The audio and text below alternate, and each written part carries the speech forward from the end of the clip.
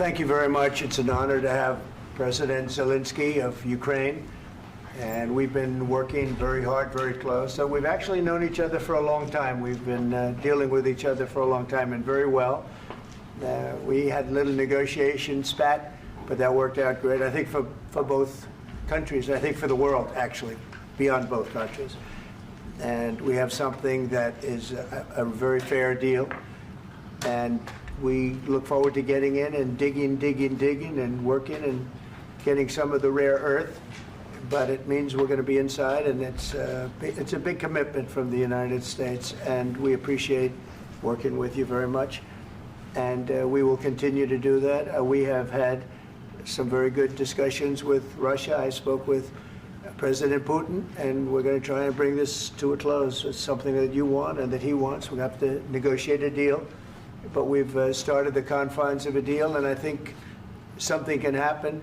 The big thing is the number of soldiers, mostly at this point, but soldiers being killed. You're losing thousands of soldiers. So on both sides, we're losing a lot of soldiers, and we want to see it stop. And we want to see the money get put to different kinds of use, like rebuilding. And we're going to be working very hard. But we've had a lot of very good conversations. I will say until we came along, the Biden administration didn't speak to Russia whatsoever. They didn't speak to anybody. They just allowed this to continue. And I will say that, I'll say in front of you, you've heard me say it 1,000 times, if I were president, this war would have never happened. We would have had a deal negotiated for you without having to go through what you've gone through. But your soldiers have been unbelievably brave. We've given them great equipment, but somebody has to use the equipment. They've been unbelievably brave, and we give them great credit. This was supposed to be over very quickly, and here we are 3 years later. So I give tremendous credit to your generals and your soldiers and yourself in the sense that it's been very hard fighting, very tough fighting. They're great fighters. And you have to be very proud of them from that standpoint. But now we want to get it over with. It's enough, right? We want to get it over with. So it's an honor to have you here. Thank you very much for coming. We're going to sign the agreement at the conference in the East Room in a little while, right after lunch. And we'll be having lunch together. We're also discussing some other things. And we appreciate everybody being here. It's somewhat of an exciting moment, but the really exciting moment is when they stop the shooting and we end up with a deal. And I think we're fairly close to getting that, and an honor to have you. And please, I'd like to say something. Yeah, thank you so much, Mr. President. Thank you for invitation. And really, I hope that this first document, will be a first step to real security guarantees for Ukraine, our people, our children. I really count on it. And of course, we count that America will not stop support. Really, for us, it's very important to support and to continue it. I want to discuss it with details further during our conversation, and of course, the infrastructure or security guarantees. Because for today, I understand what Europe is ready to do. And of course, I want to discuss with you what the United States will be ready to do. And I really count on your strong position to stop Putin. And you said that enough with the war. I think that is very important, Ben, to say these words to Putin at the very beginning of war, because he is a killer and terrorist. But I hope that together we can stop him. But for us, it's very important to, to save our country, our values, our freedom and democracy, and of course, no compromises with the killer about our territories, but it will be later. And of course, what I wanted, we spoke about it by phone with you, about the drones production. We have very good drones production. I think the best one in the world for today because of the war.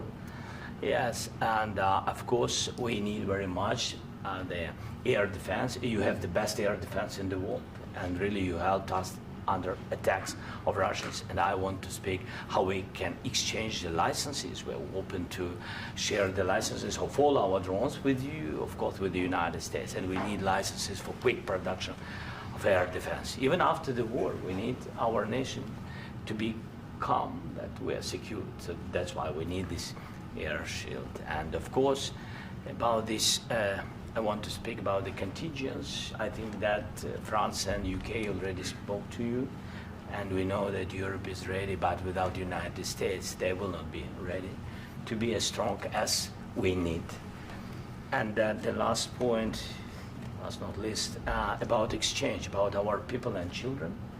And you know that these crazy Russians, that they stolen 20,000 of children, Ukrainian children. They changed their names, they changed their families, relatives, and now they're in Russia. We want to bring them back.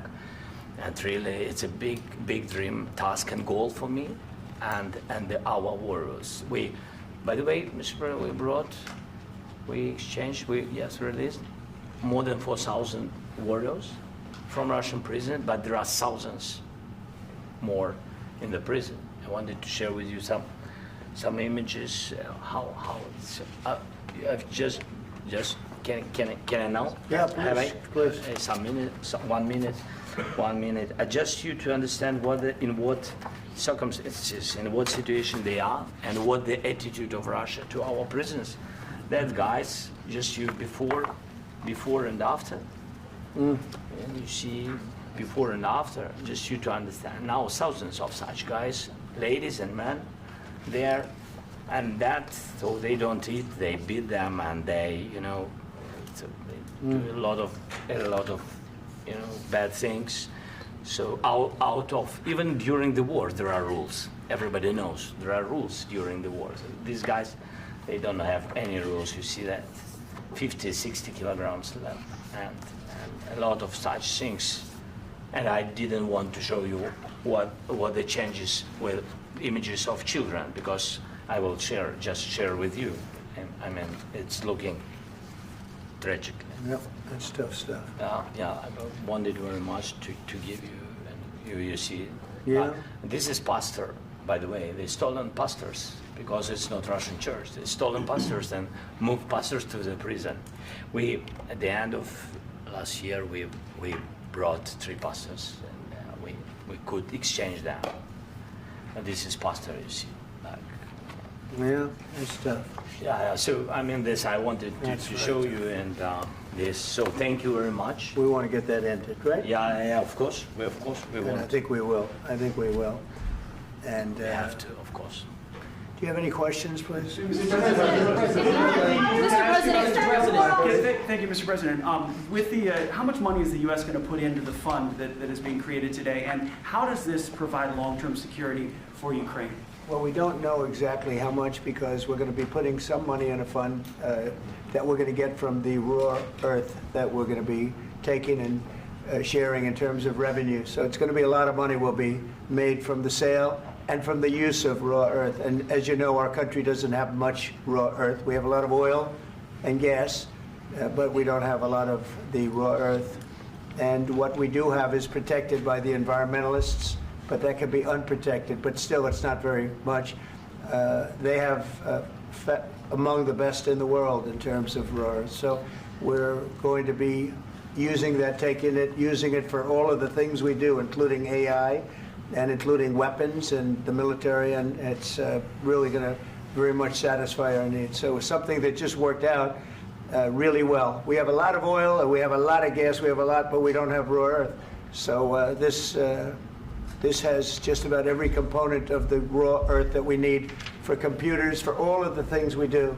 This puts us in great shape. And a long-term security for Ukraine. How does this provide it? I think they're going to have great long. I think once we make the agreement, that's going to be 95% of it. They're not going to go back to fighting. I've spoken with President Putin, and I feel very strong. I've known him for a long time, and I feel very strongly that they're very serious about it. And we'll make a deal. And when the deal is made, I don't think we talk about security. Everyone's talking about the other day. All they talked about was security. I said, let me make the deal first. I have to make the deal first. I don't worry about security right now. We have to have a deal, because right now, last week, 2,000 soldiers died on both sides. 2,000, and they're losing 1,000, 2,000, 3,000 a week. So as we sit here and we talk, people are getting shot and dying on the battlefield. And, they're not American soldiers, but they're Russian soldiers and they're Ukrainian soldiers, and we want to be able to stop it. And we want to be able also to spend money on other things. We don't want to, this is a tremendous amount of money. And what the Biden administration did was terrible. They were giving money, but he had no security on the money. Europe, as you know, gave much less money, but they had security. It was in the form of a loan. They get their money back, and we didn't. And now, at least we're protected because the American taxpayer has to be protected too. But this is an incredible agreement for Ukraine because we have a big investment in their country now, and what they have, very few people have. And we're able to really go forward with very, very high-tech things and many other things, including weaponry that we're going to use in many locations, but that we need for our country. Mr. President, This allows us to do that. Mr. President, will you continue? I'm sorry. Sending military aid? Yes, go ahead, please. If I can just, yes. In the document, there is one of the very important points. If we speak about business and investment, we never had LNG terminals in Ukraine. This document will open. I mean, the next document, but anyway, here we see in the framework, we see really goodwill for this. LNG terminals for us is very important, and I think for security of European continent. We have the biggest storage, gas storage. We have the biggest in Europe. Yes, and we can use it. Use it for LNG. Use it for LNG, and we will do it. And really, we can help Europe because Europe really helped. President Trump said that they made less support, but they are our friends and they are our very supportive partners. They really gave a lot, Mr. President. They did. They gave a lot, but they gave much less. No. Much less. No. No. Don't argue with it. No. Okay. Okay.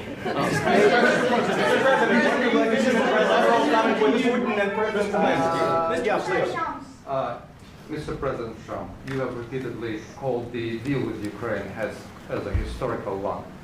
And as a President of the United States, you make historical decisions in other issues which affect America and other world. So what place in the world history do you want to take? And do you associate yourself with any famous historical figures? Yeah, I'd say George Washington, Abraham Lincoln. I would say I'm far superior to George Washington and Abraham Lincoln. Now, you know I'm only kidding, right? Because when I say that, the fake news is going to go wild. They're going to say he considers himself to be better than Washington. But you never know. You never know. I don't compare myself to anybody. I'm here to do a job. We've had a great 35 days or whatever it might be, a month, a little more than a month. We've accomplished tremendous amounts. Not only this would be a very great achievement if we could get the war stopped and get them back to normalization. I think that's going to happen.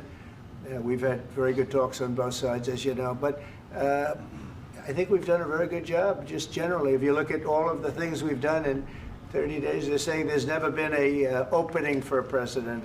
The first month, there's never been a first month like we've had. And this is one of the very important things. This, to me, is one of the most important things because we have tremendous death taking place as we speak, and I don't want to have that. You know, think of the parents, whether they're in Russia or Ukraine, think of the parents of all these people being killed needlessly. They came to our territory.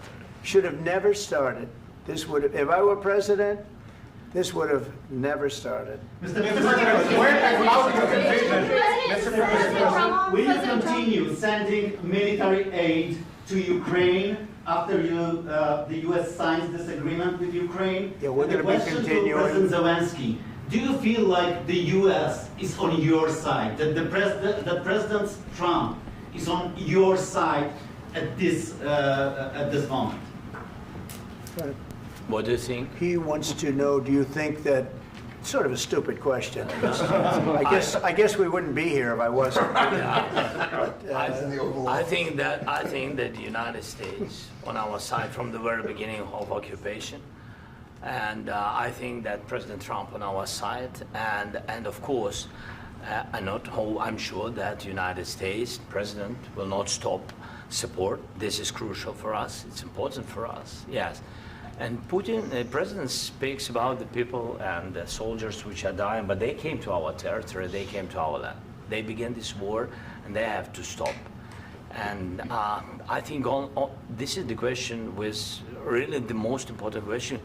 Can President Trump, I hope yes, with some other allies, to stop Putin, withdraw these enemies, our enemy, withdraw these troops from our land?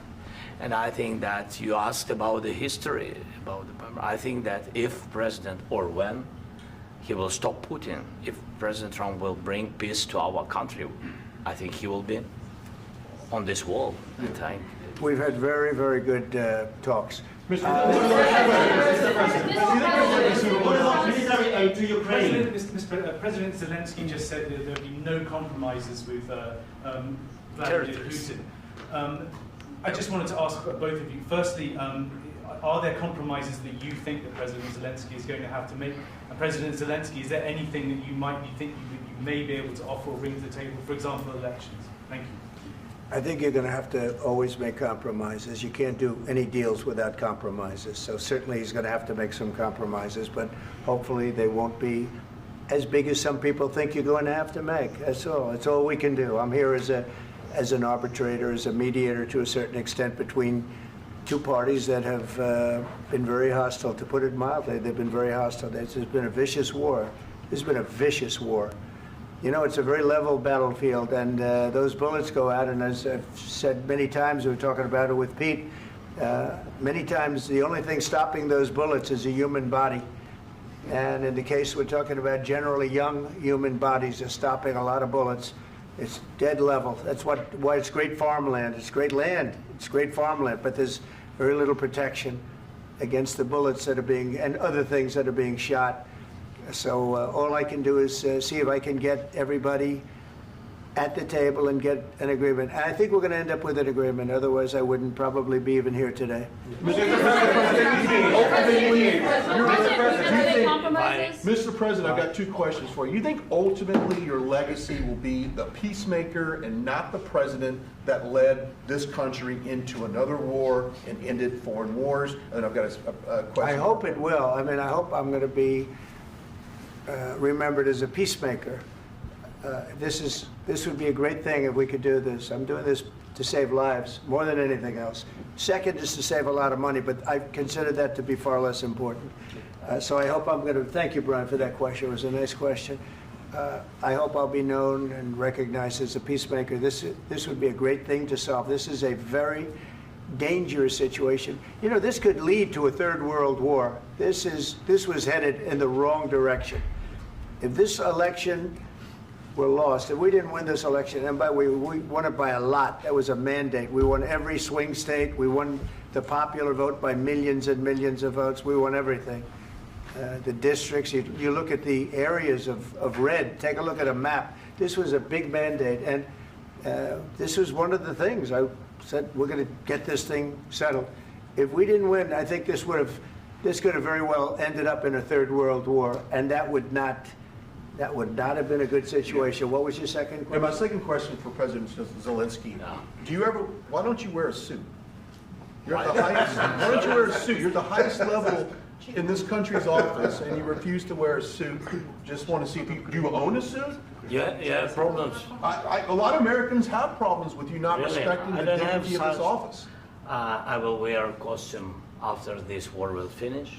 Okay. Yes, maybe Maybe something like this. Something like yours, yes. That'd be great. Maybe something better, I don't know. We will see. Maybe something cheaper than, yeah. Thank you. Thank you. President Trump. Thank you, President Trump. You said yesterday that you have... Are you going to send more arms to Ukraine in case there's no peace? Yeah, we're going to have arms to Ukraine, yeah, sure. Hopefully I won't have to send very much, because hopefully we're going to have it finished. We're looking forward to finishing this quickly. We're not looking forward to sending a lot of arms. We're looking forward to getting the war finished so we can do other things. But we very much appreciate the agreement, because we needed what they had, and we're treating, you know, our country is now treated fairly. Biden didn't do that. He didn't know what the hell he was doing. This should have never happened. This should have never started. But you know, sure, the answer is yes, but hopefully we won't have to send much because I'm looking forward to getting it done quickly, very quickly. Does that mean you'll provide security guarantees, Mr. President? I don't want to talk about security yet because I want to get the deal done. You know, you fall into the same trap like everybody else. A million times you say it over and over. I want to get the deal done. Security is so easy. That's about 2% of the problem. I'm not worried about security. I'm worried about getting the deal done. The security is the easy part. Security is very nice. Everybody stopped shooting. And now will Europe put people there? I know France is going to. I know the UK is going to. I know other countries are going to, and they happen to be right next door. We haven't committed, but we could conceivably. You know, we have security in a different form. We'll have workers there digging, taking the raw earth so that we can create a lot of great product in this country. So in that sense, you have something, but we haven't determined that yet. I will say, in speaking to France and in speaking to, and they were here, as you know, last week and just the other day, they have committed to a lot of security. I don't think you're going to need much security. I think once this deal gets done, it's over. Russia's not going to want to go back, and nobody's going to want to go back. When this deal ends, I really believe this deal is going to be over. Question? Yeah, please go ahead. Go ahead. Thank you. Mr. President, thank you. You had Joseph Macron and Keir Starmer at the White House this past week, both of whom praised your courage and conviction to lead the pathway towards peace. Yes. Part of that involved, though, re-engaging Russia in diplomatic relations, something that previous leaders lacked the conviction to do so. What gave you the moral courage and conviction to step forward and lead that? Well, I love this guy. Who are you with? One American News, sir. Well, that's why I like him. One American News does a great job. I like the question. I think it's a very good question. It's a pathway to peace. It's a pathway to getting something solved. And I feel that as the head of this country, I have an obligation to do that. Plus, you know, we're very much involved. We got involved. It's too bad we got involved because there should have been no involvement because there should have been no war. And there shouldn't have been October 7th. That would have never happened. As you know, Iran was broke. They had no money to give to Hezbollah. They had no money to give to Hamas. They were stone cold broke. And then under Biden, they became rich as hell. They went from no money to $300 billion in a period of 4 years. And they gave a lot of that money away, and you see what happened. And that's a real mess also that we hope to be able to solve. But no, I appreciate your question very much. I feel I have an obligation to try and do something to stop the death. If I can answer, yes, if I can answer, Please, sorry, please. please. And I do like your clothing, by the way. Yeah, really? Even though I think he's a great guy, by the way. But I don't know if you two like each other. But you know what? I think he's dressed. I like this guy. I think he's dressed beautifully. So I have more serious things than answer on such Yeah, questions. sure, I will answer on more serious That's a good questions if statement. I can. Yeah, Yeah. So please, about security guarantees and about just ceasefire. We can't just speak about ceasefire and speak and speak. It will not work. Just ceasefire will not never work because I'm like a president. I have this experience, and not only me. Ukraine before my presidency, from the 2014, Putin broken 25 times.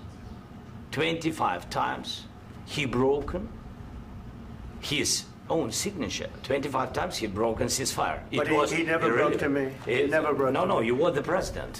He never the broke- president he during. never broke to me. In 2016, you've been the president, Mr. President. You've been the president, but he had, of course, not with you, but he had during those periods. He had conversations with our side, and we had Normandy format. You know, the France, Germany, Ukraine, and Russia, and he broken 25 times. That's why we will never accept just ceasefire. It will not work without security guarantees.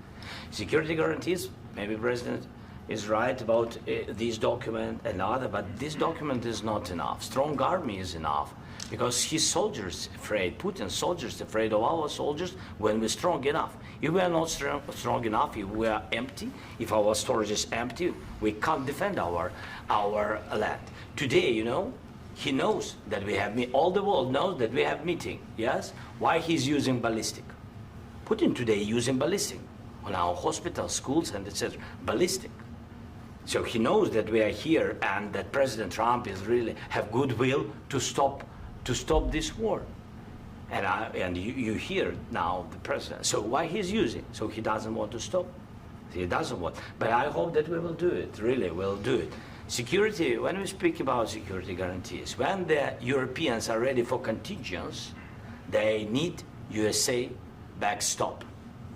If there will not be United States, we will not never have any contingents, strong contingents from the Europeans, because they don't want to divide alliance connection between the United States and the main and strongest ally and Europeans. And this is crucial, this is important. That's what we want to speak about very much. This is very important. And air defense. So air defense, really, we have big deficit with all these systems, and we need to provide this. We need it very much. Otherwise, Putin will never stop, and will go further and further. He doesn't want. He hates us, you know? It's not about me. He hates Ukrainians. He thinks that we are not a nation. He thinks, and he shared these thoughts, I think maybe with your team also, I don't know. But with all the Europeans, in media, officially and not, he always said that there is no such country, such nation, such language, and such life like Ukrainian. No, he really doesn't respect all the Ukrainians, and he wants to destroy us. And you are right, Mr. President. That's 2%. This document, maybe other documents, it's a very good start, very good, but it will not enough to stop this person. Should Russia pay to rebuild Ukraine? Mr. President, under these Should Russia pay to rebuild Ukraine? They have to pay. This question. This is the rule. This is the rule of the war. This is the rule of the war. During all the centuries, all the history, this is the rule of the war. Who began, those pay. Do you agree? This is the rule. Putin began this war. He has to pay all money for innovation. He has to pay. Of course, some Russian assets, what we have in Europe, about 300 billion, we can use them. We can use for innovation and buy military support from the United States also. We can do it, but it's not enough. It's not enough. President, under these circumstances, do you envision a trilateral summit with Putin and President Zelenskyy? Wait 1 second. I asked this question that you didn't like because I wanted to know if you want to position yourself in the middle between Russia and Yes. Ukraine, or on the Ukraine side. No, I'm in the middle. I want to solve this thing. I'm for both. I want to get it solved. And it's wonderful to speak badly about somebody else, but I want to get it solved. If we can solve it, great. If we can't solve it, they're going to have to fight it out, and who knows what's going to happen. But I want to see it get solved. May I follow up? One more question about U.S. troops. May I follow up? One more question about U.S. troops in Europe. After Russian invasion of Ukraine, your predecessor sent additional troops to Eastern Europe, including Poland, my country. Yeah. Are you committed to keeping these troops on the eastern flank of NATO in the future? I'm very committed to Poland. I think Poland has really stepped up and done a great job for NATO. They, as you know, they paid more than they had to. They are one of the finest groups of people I've ever known. I'm very committed to Poland. What about Baltics? Poland's in a tough neighborhood, you know. What about the Baltics? The Baltics, they got a lot of, it's a tough neighborhood too, but we're committed. We're going to be very committed, and we're committed to NATO. But NATO has to step up, and the Europeans have to step up more than they have. And I want to see them equalize, because they are in for far less than we're in, and they should be at least equal. You understand that? Why is the United States, we have an ocean in between, why is the United States in for so much more money and other things as Europe? With that being said, and as you said, they've also been obviously very helpful, but we have put in far more than they have, and I think they should equalize. Mr. President, Please, go Can I ahead. ask you about the agreement again today? What changed between the first time that Secretary Bessent gave President Zelenskyy the agreement and today for the signing? We made a deal. So What was the I'm just- deciding factor? I'm a business person. We made a deal. That's what changed. Mr. President, I didn't think we were going to make a deal, and We ended up making the deal, so that changed. Mr. President, what and how do you envision a trilateral summit with President Zelenskyy and Putin? I don't know, under but these well, they circumstances? don't like each other, I can tell you that. Okay? They do not like each other. This is not a love match, and it's unfortunate. That's why you're in this situation. The United States should not have allowed this to happen, okay? The United States, run by a man that didn't know much, I'm going to be very nice, run by an incompetent person, very incompetent person, should never have allowed this to happen. I've stopped wars. I've stopped many wars. My people will tell you, I stopped wars that nobody ever heard about. I stopped wars before they ever started. You can look at some of, I could give you a lot of nations that would tell you right now they were probably going to war. I could tell you right now there's a nation thinking about going to war on something that nobody in this room has ever even heard about. Two smaller nations, but big, still big. And I think I've stopped it. But this should have never happened. Mr. President, About sorry, just a second. About any negotiations. First of all, I want really to tell you, and I think that everybody understands that Ukraine, more than Ukrainians, nobody wants to stop this war. But at the future, any negotiations, it's understandable that two sides of the war, not Russia and the United States, because this is not the war between Russia and the United States. This is war of Russia against Ukraine and Ukrainian people. So these two sides will be at the anyway will be at the negotiation table. Then of course United States, like the strongest partner of the Ukraine, and of course Europe. I think Europe is very important. I want to speak about it with the President. Yes, Europe is very important for us because we really defend Europe for today. All Europeans really recognize that we are defending the line and they have real life and our people are dying. That's why they helped us. And also it's about the NATO. Yes, between, like the President said, you have big, nice ocean. Yes, between us. But if we will not stay, Russia will go further to Baltics and to Poland, by the way. But first to the Baltics. It's understandable for them because they've been in the USSR. You know, they've been one of the republics of the USSR, and Putin wants to bring them back to his empire. It's a fact. And when he will go there, if we will not stay, you will fight. Your American soldiers, it doesn't matter, do you have ocean or not, your soldiers will fight. Mr. President, would you be willing to visit Ukraine, maybe Kyiv or Odessa, which is known to be at the Riviera or Black Sea? It was my question. I'm sorry. I don't want to talk about Odessa now.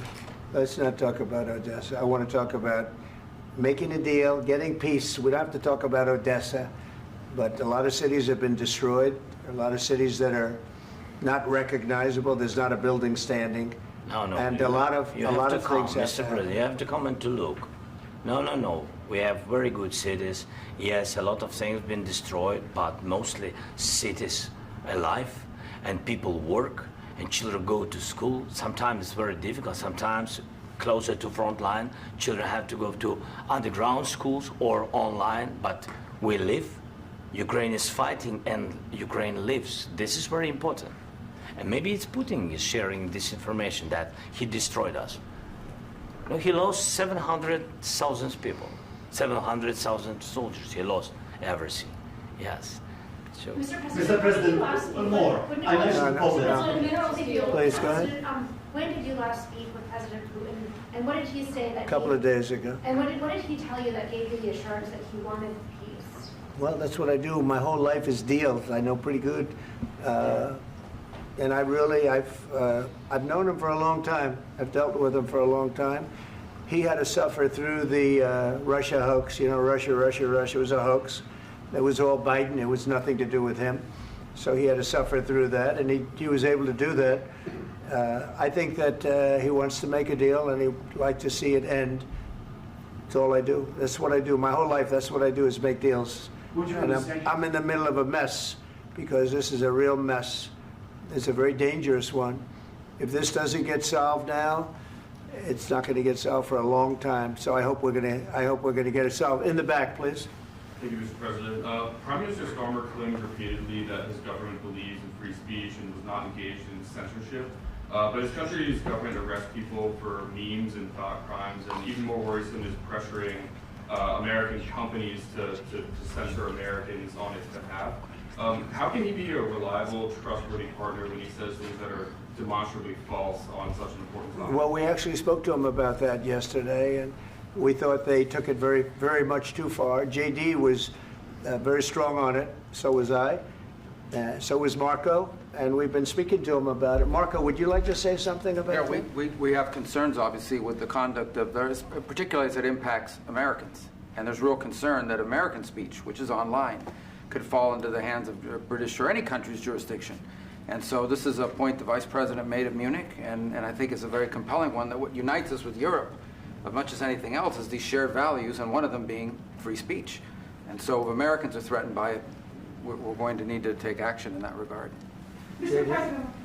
It's actually a very important question. We spoke about this in detail with the Prime Minister, the Foreign Secretary, and others at lunch yesterday. And I know that Secretary of Commerce Lutnick followed up in private meetings last night. This is really important. We believe Americans have the right to speak their mind, even if we in this room disagree with them. They have the right to speak their mind in the public square, which is often online these days. And we're going to defend that right as it pertains to American companies and American citizens vigorously if we have to. I do think that under the President's leadership, we're going to find common ground with our friends in the UK on this question, but it remains to be seen. The principle that will guide us is we believe in free speech in this country, and we'll fight for it for American citizens.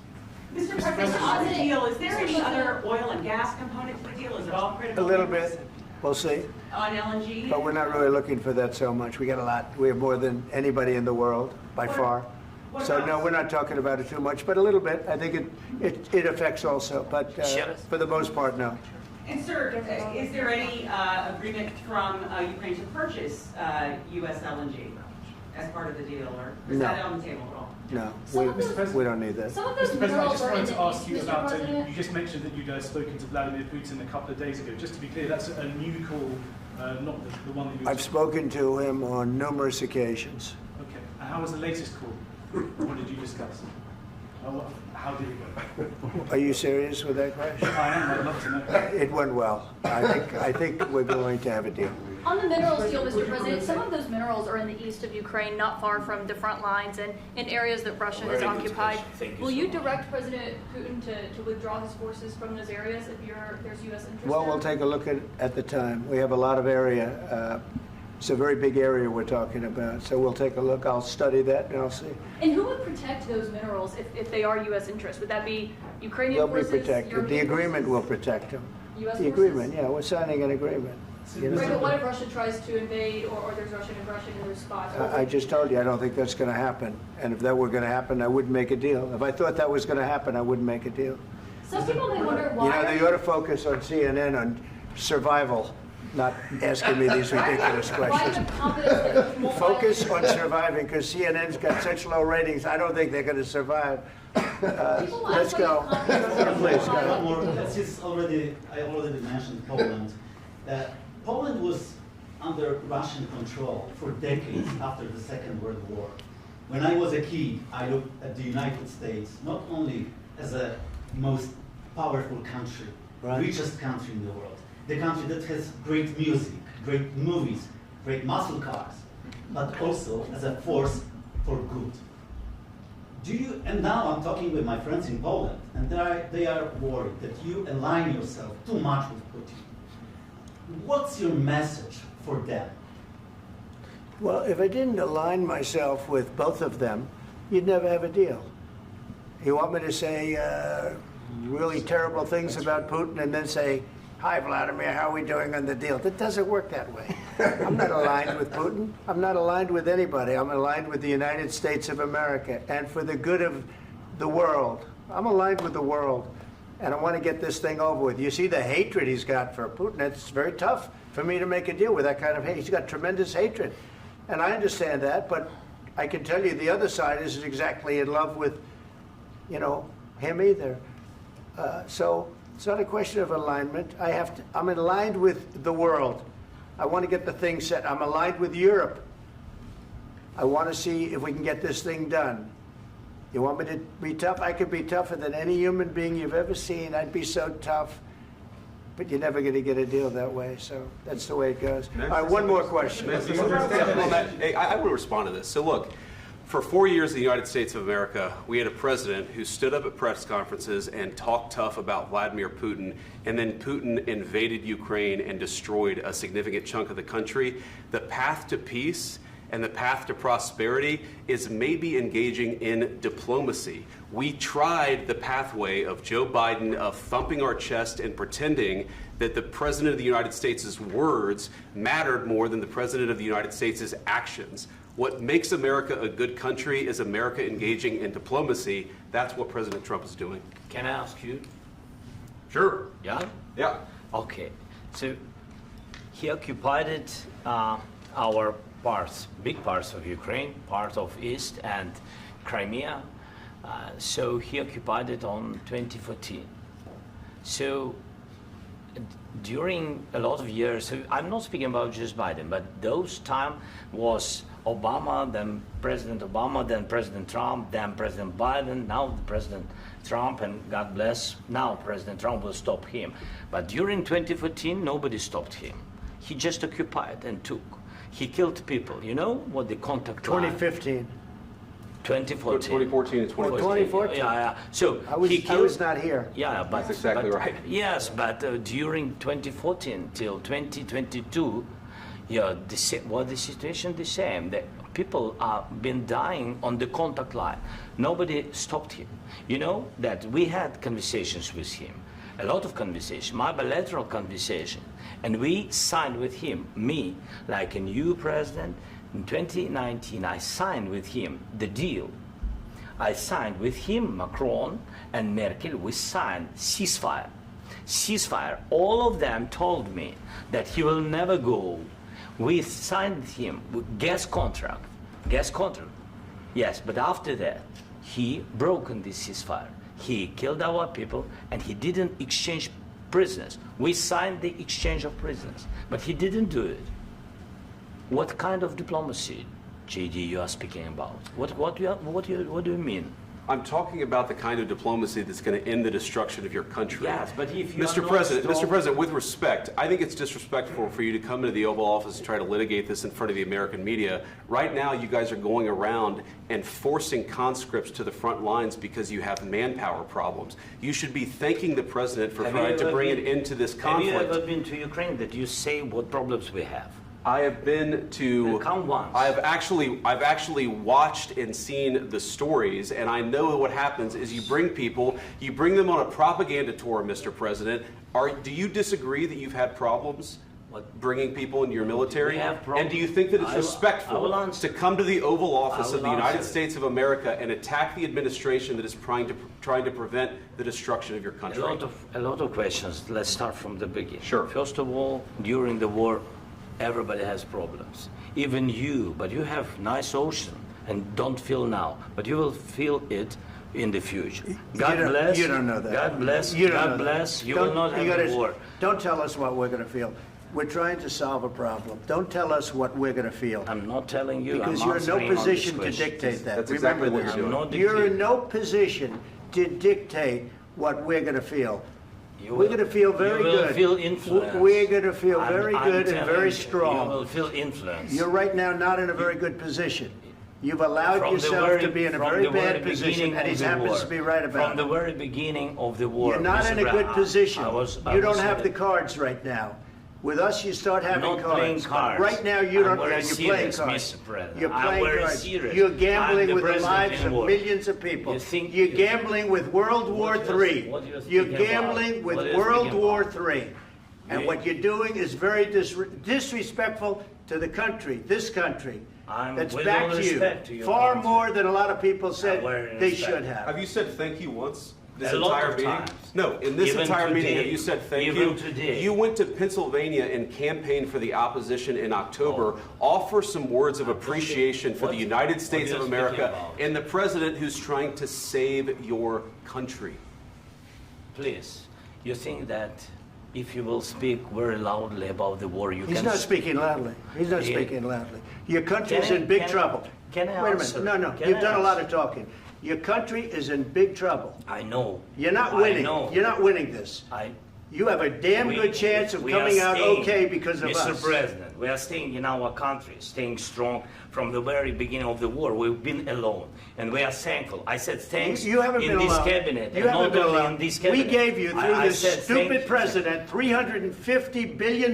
You voted we gave for you your military president. equipment, You and you voted men for are your brave, president. but they had to use our military. What about If you didn't have You our invited military me- equipment, You invited if me you to didn't speak. have our military equipment, this war would have been over in 2 weeks. In 3 okay? days, I heard it from Putin. In 3 days, this is something Maybe new. less. In 2 weeks, of course, yes. It's going to be a very hard thing to do business like this. I Again, tell you. just say thank you. I said a lot of times Accept that thank you to American people. Accept that there are disagreements, and let's go litigate those disagreements rather than trying to fight it out in the American media when you're wrong. We know that you're wrong. But you see, I think it's good for the American people to see what's going on. I understand, sir. I think it's I very understand. important. That's why I kept this going so long. You have to be thankful. You don't have the I'm cards. thankful. You're buried there. Your people are dying. tell you You're again, running I low know. on soldiers. Don't- Listen, don't please, you're running Mr. low on President. soldiers. It would be a damn good thing. Mr. And then President. then you tell us, I don't want a ceasefire. I don't want a ceasefire. I want to go, and I wanted this.